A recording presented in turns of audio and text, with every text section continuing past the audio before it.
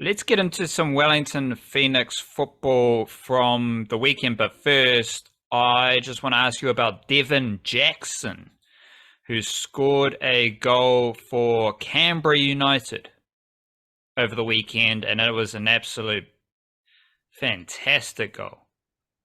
Just bursting up the left flank, slots it past the keeper. Everything we want from attacking Kiwi footballers, especially on the female side. Like just the player running with the ball, with attacking instincts, direct to goal, slots it home. Who is Deven Jackson? Who's Deven Jackson? Who's Deven Jackson? She was the star player in the 2022 National League Grand Final with Eastern Suburbs. She wasn't the MVP. Taylor O'Brien was the MVP, but the two of them was sort of like a tag team where they were just pretty much the two best players in that competition the season before last. And yeah, Deven Jackson, both of them actually went on to get their Football Friends debuts. And that you remember that little tour when America came by, and it was outside the not transfer window, the international window, so they couldn't pick a lot of the European-based players, and sort of had a second string lineup against America and lost Was like 5-0 and 4-0 and whatever. So that was a tour in which a lot of first string football fans weren't available, but everyone started to kick up a fuss about the results from the football fans, stressing about those losses, even though the best players weren't available. Is that the tour where that happened? It was one of the tours where that happened, as far as the football fans go. I mean, like Ellie Riley was playing centre back in those games. You know, it wasn't. It was definitely a little bit of a makeshift. They had a few of their top players around because there are a few of them, like in Scandinavia and America, were available, but mostly they just were playing those games because America was like, well, we're playing here in the World Cup in a few months, and we want to go and test out all the facilities and dot every I and cross every T. Would you like to play some games? Okay, we will play some games against you, America. And part of that was accepting we're probably going to get thrashed, which we did. But there were three National League players who got called up for that series to fill things out.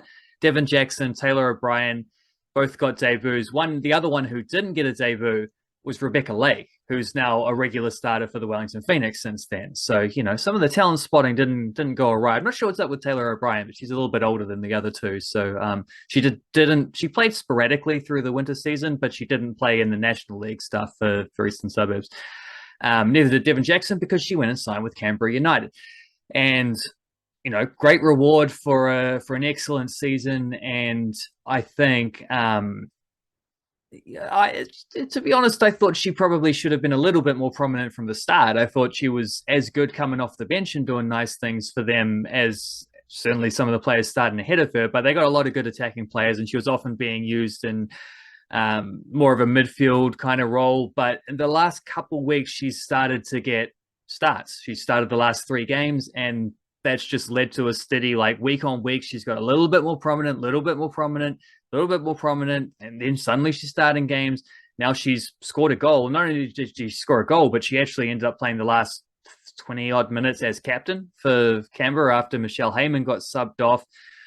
And it did look like Heyman forgot to take the armband off. And so she might have just given it to the closest player, who was Deven Jackson on the left wing. It kind of looked like that. But then also Jackson never passed it on to anyone. She wore it the rest of the way. So, close enough. She was the captain for the rest of that game. And yeah, great progress from her, because we have seen a few of the Kiwis in the A-League Women's who started well, hit a little bit more plateaus. Like Hannah Blake was left on the bench to start with in their most recent game. I think Grace Jolly hasn't scored for a few weeks. Like players who were absolutely brilliant in the first couple rounds, not having been able to kick on as much, largely because their teams have been inconsistent since then. It's the same thing about the fullbacks in the NRL, forwards in the A-League Women's, apparently exactly the same. But yeah, Deven Jackson is the opposite of that. Deven Jackson is someone who every week has got a little bit more prominent. Now she scored her first goal and started a few games in a row, and hopefully is just going to continue to kick on from here, because I think there's a hell of a player there who would have broken through a little bit sooner. She's probably 23, 24. I mean, she's the same age as the players who have gone away to college in the States and then graduated and then come back to play pro. So it's not like she's lost ground there, but she was someone who was quite well regarded under 20s and then she did go to America as well, but she didn't finish her college stuff there because she had a couple injuries and missed a couple years of her career because of that. So she's someone who really burst back onto the scene in that Eastern Suburbs season 2 years ago and now has carried that on into the A-League. So exactly how we want that story to go. Another question about Kiwis in the A-League, is this Hannah Wilkinson's best A-League women's season? No. Like, probably not even close. I think her first one was where she was almost the golden boot. She's coming around, though. She's like, the start of the season, she had a lot of chances playing for the most dominant team. Like, she's playing for the best team, so there's going to be chances for a striker. She does a lot of nice things outside of the goal scoring, but she missed a few too many chances. Like, she was well below the XG of the first month. That started to swim back around. I think she's getting her touch and her confidence in front of goal back again, and she's up to 5 goals now this season. I think she has an assist as well, so she's getting there. She might well make a push, especially if City actually go deep and win a championship this year, as they've looked like they might the last couple of years, but have been knocked out in elimination finals or whatever. So it's hard to go past that first season that she played there, where she had a game in which she scored 5 goals in one game and also was like not the golden boot, but because that's a regular season award, but they do give they give the golden boot to whoever scores the most regular season goals, but she went to the finals and scored a couple more that year, and so did end up as the highest scoring player of the season without being the golden boot, if that makes sense. So that season's hard to top. This one is already better than what she did last year, where she was a little bit more plagued with injury and whatnot. And it feels like she's getting a bit of a roll on now as well, which is important. The Wellington Phoenix women, they did have a 2-1 loss against the Brisbane Roar. They are now 4th on the A-League ladder. You called it a capitulation. I didn't watch the game, so I'm not going to debate your capitulation rankings. I wouldn't have used that word if that wasn't already the word that was sort of that we were already using. That's a bit harsh to say capitulation in isolation, but they did throw away a lead against the lower ranked team. I was going to say nothing is even close to what the Canterbury woman did, and then the bad juju of the Hagley Oval, as we'll discuss in a jiffy, but the Wellington Phoenix woman did lose. The thing that I'm pondering here is, and you've told me this, is there is a clear differentiation between their home footy and their away footy. Despite their form away from home, they're still 4th. They're still 5, 1, and 5. 5 wins, 5 losses, 1 draw. They still have a pretty good goal difference. They're still one of the best teams in the A-League. They've lost 2 games in a row. Still one of the better teams in the A-League women. Is there a fundamental element? Is there a root cause? Is there something that changes in their footy away from home and at home? Whether it be the Cake Tin, the yellow abyss of the Cake Tin, or Porirua Park. Those are their home grounds. Big up Porirua Park, do love a bit of footy there. Is there some sort of football change in their away and home footy, apart from the general sporting ideas of just being more comfortable at home, you've got your fans there, all that stuff? I'm not sure. I think that might just be it. It might just be the comfort and the confidence of a sort of known environment. Even though they're playing at Porirua Park for the first time, it's still in Wellington. It's comfortable. You don't have to travel to get there. It's all that. Home fans as well, of course. I don't know. It is weird, but it's, regardless of how they do it, it is a blatant disparity. They've where are we? Home form here is 6 games played, 4 wins, 1 draw, 1 loss. That 1 loss was the first game of the season against Melbourne City, and they only lost 1-0, I think. So they're 5 games unbeaten at home since then, with only drop points in one of those games. Away from home, 5 games, 1 win, 4 losses. The one win was a 3-0 win at the start of the season, which clouds the thing a bit. Because goal difference wise, they've scored 5 goals in 5 games away from home, conceded 6 goals in 5 games away from home. So they actually have the best home record in the league as things stand as far as points go, although Melbourne City have played one less and with a win would go ahead of them. But that's still like one of the 2 best home records in the competition, one of the 3 worst away records in the competition. And when you do factor in that they did win, I think it was Western Sydney, they beat 3-0. It's when Macy Fraser scored that banger goal with the first instance of the Fraser shimmy and then smacking in the bottom corner from there. And I think Mania Elliott came off the bench and scored in that game as well. So since then, they've had 4 defeats in a row away. Against Sydney, that's a good team, so it goes, but they've also lost away to, I think, Adelaide in that time, and now Brisbane most recently, like teams that they would be expecting to beat, teams that are, probably worse than Western Sydney, and they beat them at the start. Like, it's hard to pinpoint, but definitely in those 4 games, they've all been 1-goal defeats. So you can see like the margin for error is very slim. There was like the instance on the weekend where they were 1-0 up late in the first half and goalkeeper just passes the ball straight to a striker who was straight to a midfielder, but straight to a midfielder who's played like 100 times for Australia. It was Tamika Yallop, whose daughter would be eligible to play for New Zealand, by the way, wife of Kosta Yallop, also a football firm Centurion. So like, you pass the ball to the best technical player on the opposition with an open goal in front of her. What's she going to do? She's going to score, Was there, which goalie was it? Good question. This was the returning Riley Foster, the Canadian back from her concussion week. So I'm pretty confident in my take that Brianna Edwards is the best Wellington Phoenix goalie. Just saying. Didn't watch the game. Haven't watched every single minute of Wellington Phoenix football. Just a hunch. Brianna Edwards, best Wellington Phoenix women's goalie. Yeah, I think Riley Foster's very good. I think she's got great sort of leadership credentials as well on top of everything else, which is important. I do think that gap is, I'd still give a clear nudge to Foster, but I do think that gap is closer than perhaps they might have expected it to be when they signed an import goalkeeper. I don't know, but that was a mistake that let the other team back in the game. And then in the second half, there's an instance where, and it happened a few times, but this is the one time where they capitalized on it, where Hayley Davidson, the right back, is the only player to have started every game for the Wellington Phoenix women this season, whereas the men, somehow, both of them have played 11 games. Somehow the men have 8 players who have started all 11 games, which is just incredible consistency. That's the 3 of the back 4 plus Paulson, Rufer, Pennington, Kryev, Barbarouses. Maybe it's 7. I wasn't counting when I was listing those off, but it's at least 7. I think it's 8 though. One of the midfielders is swapped, strikers obviously swapped, and left back is swapped. That's it. That's it.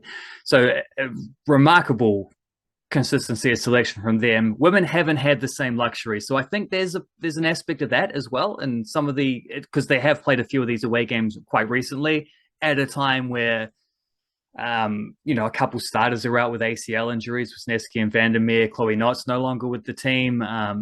The Kate Taylor missed the most recent game with a little injury. Emma Main and Mania Elliott also weren't playing that one. Like, there's just little shifts here and there, but from game to game, where they haven't been able to get the same combinations out week after week in the way that the men have. There've been just instances within games, like on the weekend, there was a clear handball penalty blocking a goal on the line that should have been a penalty with a few minutes to go. That wasn't given, wasn't spotted. That would have been 2-2 instead of 2-1. That makes a difference. The week before that, Mariana Speckmeyer heads over the top with not quite an open goal, but definitely a big chance to level that game up. Like, there's moments where things have got right from them. Talk about the mistakes that led to go. I was talking about Haley Davidson as well, where she was shaping up against the left winger and then just like shows her the line, like cuts inside, saying, "You're not coming in on your right foot." And she's like, "Okay." Boom, like just run straight past her. It's like that's not the best 1v1 defending strategy. You kind of want to cover both of those avenues, get like on the 45-degree angles that if they go straight towards the byline, you can cut them off. If they cut back in, you can cut them off. Don't just take one option off the table and allow them to do the other. She runs to the byline, crosses it, they score. That happened 3 or 4 times. That was the one time where they got capitalized. Like there's mistakes that they're not necessarily making in those home games and chances that they have been converting in those home games, which they aren't in the away games. And they've all been close. They led in 2 of them. And I don't think they've scored a second half goal in any of these 4 away defeats either, which is another factor. And maybe that's part of the travel fatigue. Also playing in Australia, it's probably hotter at this time of the year as well by a few degrees, which is going to start to be a factor in the second halves. If your depth is being threatened, that's also when you start to feel that, things like this that just add up to where you can see how it's not a crisis because their home form's good enough that, like you say, they're still sitting 4th on the table. But they're going to have to do something about this. Like this, the away form cannot continue in this way, especially when we're seeing it's not like they've been in the previous 2 years. They could have taken something from all 4 of those away defeats. They've all been close games in which they were good enough to get something out of, and they haven't got anything out of any of them.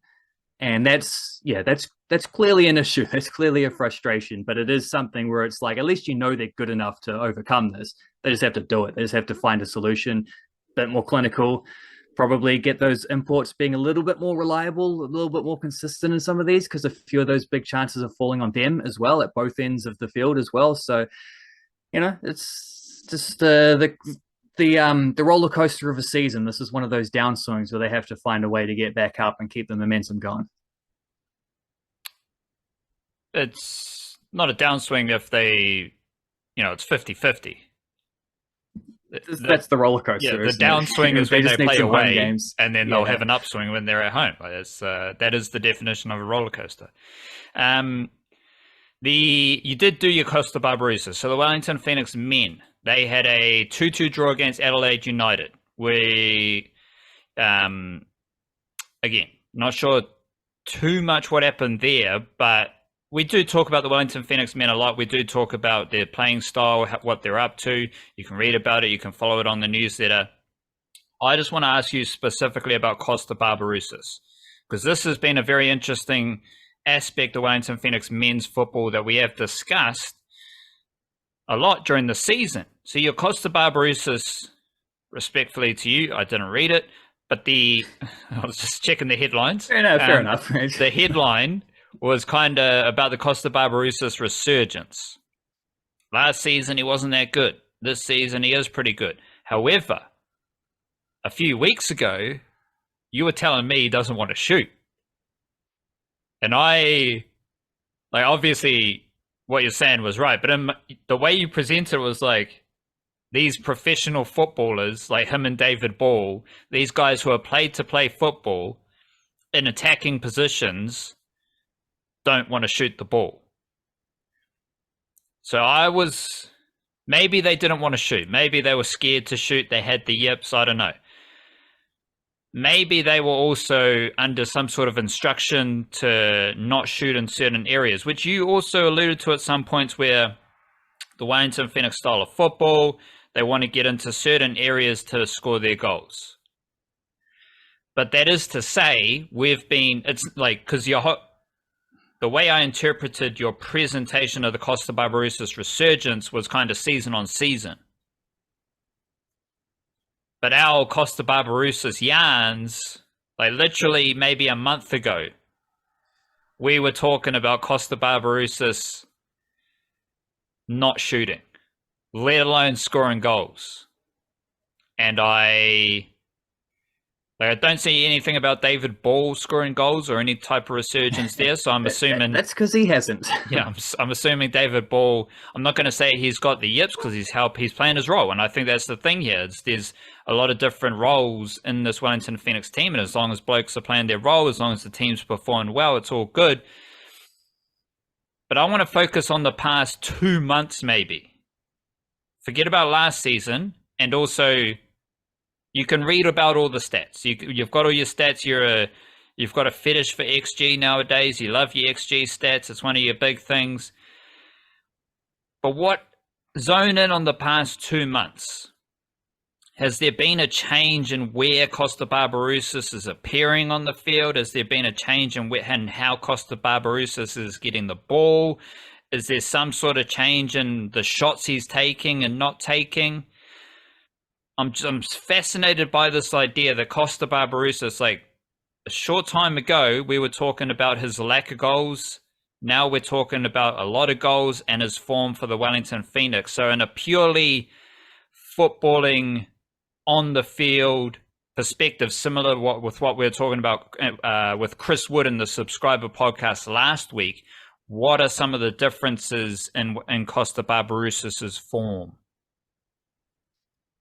Well, he went 17 games in the A-League without scoring a goal, and now he's scored 6 goals in 4 games. I think he has a couple of assists in there. He was getting assists at the start of the season, so that was one of the factors of the Kosta doesn't want to shoot idea, is that he doesn't want to shoot, but unlike last season, he's contributing in other ways. Like he is still playing a part as a cog within the machine of what his team's trying to achieve, and doing very nice things. And I think it's been a little bit of an evolving path for him, where it's sort of taken him towards back where he can score some goals. And yeah, he's up the shooting stats in the last couple of weeks since he's got a bit more confidence in front of goal. But I think maybe the best way to kind of like realize the difference between those ideas is, I suspect, it's not so much an aversion to shooting full stop. It's an aversion to shooting from like half chances. He's only going to shoot when he feels like there's a very good chance he's going to score, like maybe a better than average chance that he's going to score, or at least get a shot on target that'll test the goalkeeper. And you can see that in some of the numbers, because he's got 70% of his shots this season have been on target, which is ridiculous. Like no players are normally below 50% in that. He's sitting at 70. In the piece, I found the shot maps from last season to this season, and you look at the differences, not a lot from outside the penalty area. Like he's really not even bothering with that stuff, even just inside the penalty area, and also those kind of tight angle shots. He's just not going to take a chance when the keeper's set and ready.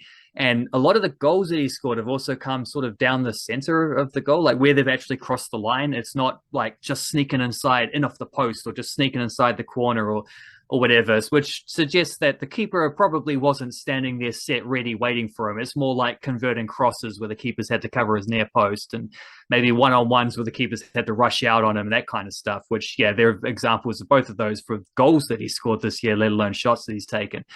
So it's a little bit more of a like, I don't know. I do think this does ultimately come down to coaching tactical sort of aspects, as he's been told, like, you're not a guy who can just turn a low percentage chance, curl into the top corner, no one expecting that kind of thing. That's not really how you play. You're more a guy who likes to run in behind, make an extra pass that leads to like a tap in, whether he's on the end of it or whether he's setting it up. And they seem to have that kind of mentality of because you see this, and there was one of the stats, it wasn't in the Kosta piece, but I tweeted it out the other day after their draw in Adelaide, which, a draw away from home against the team that they've struggled against, the team that knocked them out of the finals last season. Fine with that. They at halftime, I felt like they could have won, and at the end of the game, I felt like they were very lucky to scrape through with a draw. The draw away from home is exactly what we're talking about the women not quite being able to do. It's like you're not at your best, difficult conditions, other teams finishing stronger than you. Can you scrape a goal, or can you hold on and survive for a point? Like this, that's the lesson the women's team is still trying to learn. The men are pretty good with that so far. They've been sold. That's why they're they were top of the table. I think they dropped a second now because Victory won. Kosta is very.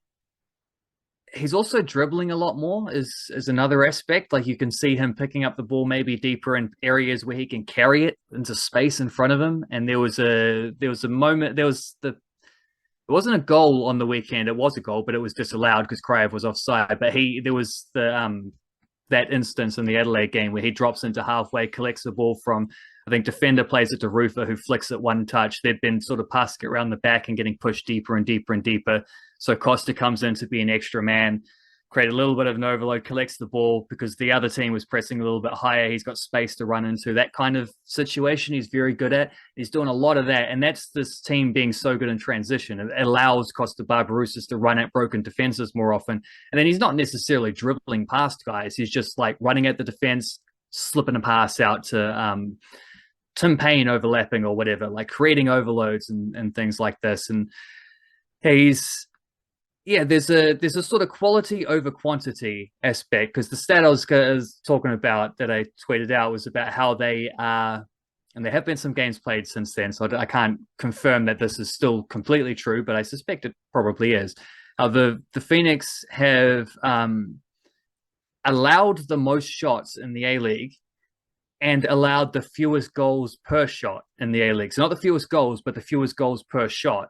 And they've also taken the fewest shots in attack, but are scoring at the highest percentage of their shots, which tells you at both ends of the pitch that they are a team that, quality over quantity. They're looking for the best possible opportunity rather than being just taking a bunch of shots and hoping something floats into the top corner. They're just like, we're going to carve out high percentage chances. And even if we only have 2 or 3 of them in a game, we trust we can score from a couple of those chances. And even if we give you 20 plus shots, we trust that a lot of them are going to be from situations where a defender is close enough to block it, or you're outside the area and our goalkeeper's really good and you're just not going to beat him from there, or it's a penalty and our goalkeeper's going to save that anyway because who cares? Alex Bolson saves penalties.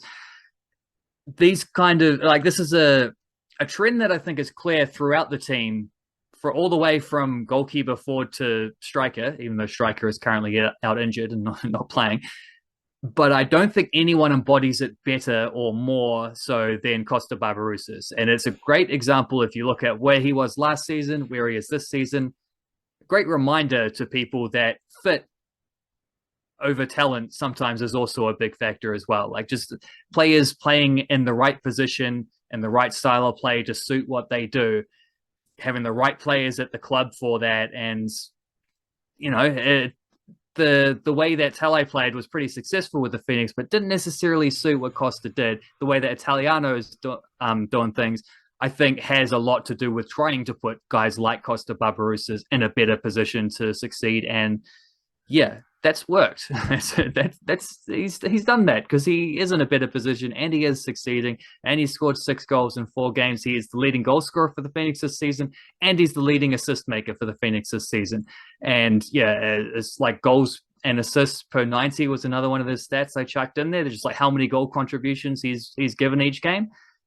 So far, that's the best of his entire season, and he's played for championship level teams at multiple clubs. He won a championship with Brisbane, he won a couple with Melbourne Victory, and he won a championship with Sydney FC. And this is the season so far where he's been at his best, or at his most effective, I'll say. But what was he doing beyond the 4 games ago? Like, was he not shooting? Was he not confident? Like, what's the difference between, like, over the past 2 months? It's not even 2 months. It's really just the past month. But exactly. I think a lot of the building blocks were there. Like, I think he was doing the same stuff. I do think he is more confident. It's just something about his 17-game goal streak, getting that goal-less streak, getting that off your back, and you kind of feel a little bit, a little bit more confident to not just shoot, but to score. You're not second guessing yourself as you line up and whatever. But so he did maybe there's something to say. I think he had a little bit of the yips. I think maybe David Ball has slightly more of the yips, but it's you shake that off when you start scoring a couple goals, and I think he's done that. I think maybe there's something to say about him having to step up in the absence of Oscar Zavada, which might be a situation of like that might also just be tactical rather than anything else. Of say maybe he's playing more centrally because there isn't a target man striker there. There we The go. other the players are playing closer to the goal rather than out wide, which is maybe why he was out wide setting up goals to start things off, and now he's a little bit closer to the middle scoring goals. I think he could probably, if you dug deep enough into the replays and highlights, you could probably find good evidence for that. But I don't think he's playing better or worse. I think he's just things have started to align for him maybe a little bit more. But the whole season we've seen a different Kosta Barbarouses, and it has been at some point the goals were going to come. Because that's the thing, like all your statistical stuff says that this is how Chiefy's team plays football. So obviously there's going to be, every player is going to embody the difference in style of football from Talai to Chiefy. However, in the one season with Chiefy as coach, Kosta has had two different kind of extremes of not scoring and lacking confidence maybe and playing one way, and then more recently in the past month, scoring goals, feeling confident and playing a different way. I was kind of getting towards that point where this recent stretch has come as Zavada's not playing. And there's a lot of like anxiety about like how are the Phoenix going to score goals without Oscar Zavada. Bit more of a simple question. Is it just kind of like Kosta getting into center forward positions? That seems like when you're talking about the shot chart, getting in front of goal, those seem like center forward positions. Is it kind of that simple for a simple-minded football fan? Is it that simple where Kosta Barbarouses has thrived in a center forward role, taking the spot of Zavada? Well, he's not really playing the center forward role, but I think, I think that's a good way to put it. Is he's getting into center forward positions without necessarily. He's still kind of playing as a bit more of a. He's not as much of a wide forward as he was at the start, but he's still a guy who can drift wide and link with the fullback and whatever. But yeah, I think if you look at where he scored those goals from, they've mostly been out in front of the, like, between the posts. You know what I mean? And a few of them have been tap-ins and that kind of stuff, like just getting in good positions. And his movement is his most sort of, especially his off the ball movement, is his most kind of like, I don't know, elite attribute. You know, it always has been. He's so good at making just runs that drag defenders out here, or create for himself, but also create for others. I think that's probably why he's been most effective on really good teams, because he's playing alongside other forwards who are smart enough to take advantage of what he does, as opposed to maybe last year there was a bit too much of Kosta drags a defender and then nothing happens. You know, he drags a defender and then no one goes in that space, no one does anything. And yeah, he's able, therefore, to get into those center forward positions quite smartly without necessarily having to be playing in those in that spot, but without there being a guy hovering in those spots right at the moment, because Zavada isn't there and they don't really have another pure striker. I think that is one way in which he's been able to cover for that. Yeah, because his goals have been what's carried them without Zavada so far. Like, that's clear to see.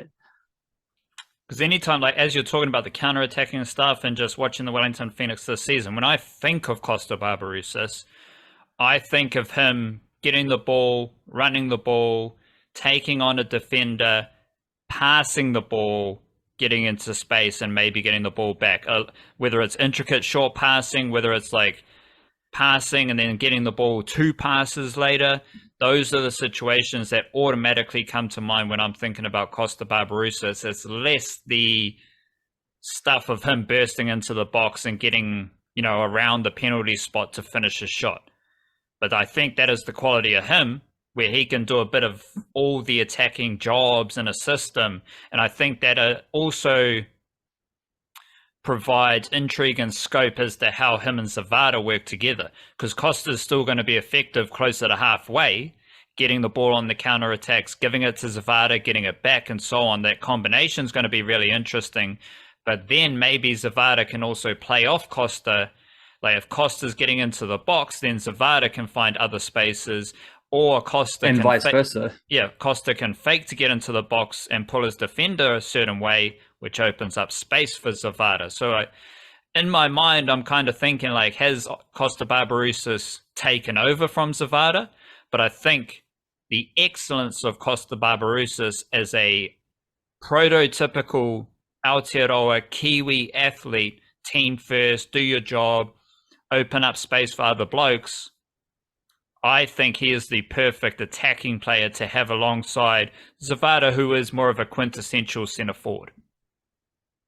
Yeah, and where this team has fallen short in their finals campaigns in recent years has been scoring goals. And I think one of the main reasons why they haven't been able to score goals is because they've just found themselves being a bit too predictable, a bit reliable, a bit too reliant on the same guys. And last year it was basically just Zavada's goals that got them to the finals down the stretch. Earlier on, getting more from Kraev and whatnot, but and Ben Wayne at the very start. But by the end of it, it was just, did Zavada score? Yes. Phoenix did well. Did Zavada score? No. Phoenix probably didn't win, you know? And when they came to the finals, it's like you're never going to be more scouted than you are in it for a finals game. And if there's only really one major threat to score the goals, guess who's going to be like marked by two players at least in every situation, possibly three if it's a set piece situation, you know? That's Oscar Zavada. That's the lone threat kind of guy. And whatever else, however that combination goes with Zavada and Barbarouses, which was going all right at the start, I'm pretty sure Kosta would have set up I can't remember, but I think he set up at least one goal for Zavada earlier on. But, you know, he's at least told other teams, you got to focus on me as well. You can't just put all your efforts on this one dude because I'm going to score some goals myself if you do. And they're a smart team who know how to play in the sort of fluid spots as well, to where they can drift and sort of take up other areas to their positions, because you have to be in order to be a transitional team, and that's what they are best at this season. So, and that's where I think it has stemmed from a lot with Kosta as well, as those transitional attacks. So this is the variety they needed. They needed someone else to step up, and they have had that from their most experienced Kiwi forward. Then you've got a bit of Ben Olds, you've got Rufa spraying the ball every which way, you've got T-Pain bursting up the sideline, pretty solid centre-backs, good things happening for the Wellington Phoenix men and the woman at home. Yeah, 3/4 of the way there.